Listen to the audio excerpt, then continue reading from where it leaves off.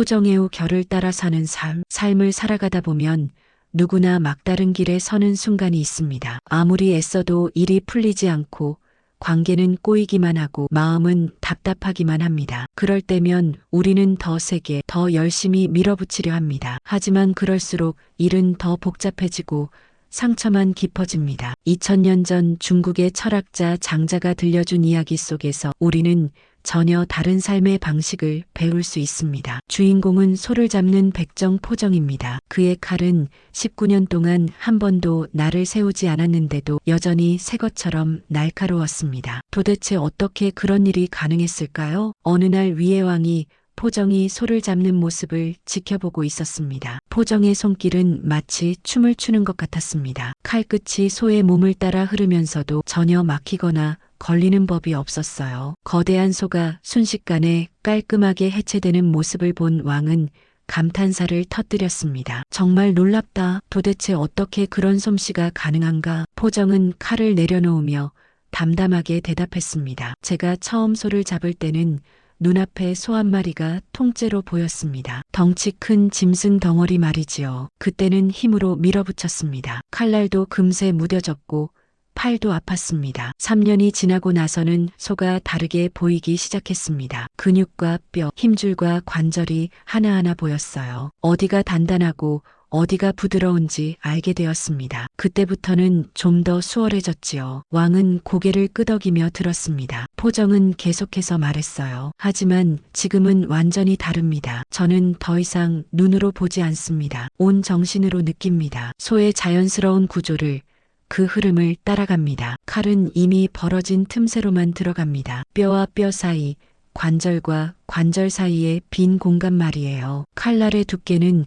거의 없다고 해도 좋습니다. 그 얇은 칼날이 충분히 넓은 빈 공간으로 들어가니 어찌 막힐 일이 있겠습니까? 그래서 19년이 지난 지금도 제 칼은 방금 숫돌에 간 것처럼 날카롭습니다. 위의 왕은 깊이 감동했습니다. 오늘 포정의 말을 듣고 보니 사람이 사는 법도 이와 같아야 하겠구나. 이 이야기가 우리에게 전하려는 메시지는 단순히 요리 기술에 관한 것이 아닙니다. 포정의 칼은 우리가 살아가는 방식 그 자체를 상징합니다. 우리는 살면서 수없이 많은 벽에 부딪힙니다. 직장에서 상사와 갈등이 생기거나 가족과 의견이 맞지 않거나 공부나 일이 뜻대로 되지 않을 때 말이지요. 그럴 때마다 우리는 더 세게, 더 강하게 밀어붙이려 합니다. 마치 처음 소를 잡던 포정처럼 말이에요. 하지만 포정이 깨달은 것처럼 세상에는 보이지 않는 결이 있습니다. 사람에게도 상황에게도 문제에게도 각각의 고유한 흐름이 있어요. 그 결을 읽고 따라갈 때 비로소 일은 막힘없이 풀리기 시작합니다. 예를 들어 누군가를 설득하려 할 때를 생각해 보세요. 논리적으로 완벽한 주장을 준비해서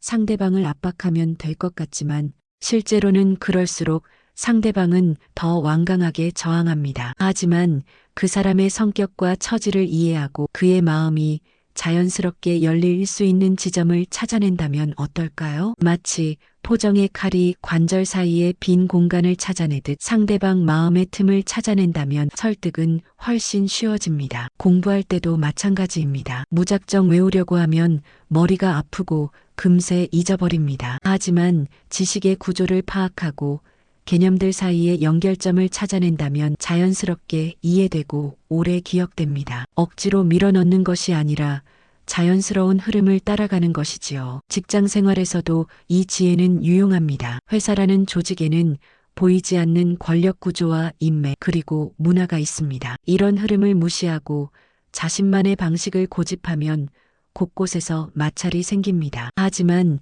조직의 결을 파악하고 그에 맞게 행동한다면 훨씬 적은 에너지로도 더 큰 성과를 낼 수 있어요. 인간관계에서도 마찬가지입니다. 가족이든 친구든 연인이든 각자 고유한 성격과 가치관을 가지고 있습니다. 상대방을 내 마음대로 바꾸려 하면 관계는 상처투성이가 됩니다. 하지만 그 사람만의 특별한 결을 이해하고 존중한다면 서로 다르면서도 조화로운 관계를 만들어 갈 수 있어요. 심지어 우리 자신의 마음을 다룰 때도 이 원리가 적용됩니다. 슬픔이나 분노, 불안 같은 감정이 찾아올 때 우리는 의뢰, 그것을 억지로 누르려 합니다. 하지만 감정에도 자연스러운 흐름이 있어요. 그 흐름을 거스르지 않고 받아들이면서 점진적으로 흘려보낼 때 마음의 평화를 되찾을 수 있습니다. 포정이 19년 동안 같은 칼을 쓸 수 있었던 것처럼 우리도 억지로 쓰지 않는 삶을 살 수 있습니다. 내 에너지를 함부로 낭비하지 않고 자연스러운 흐름을 타는 삶 말이에요. 물론 이런 삶의 방식을 익히는 데는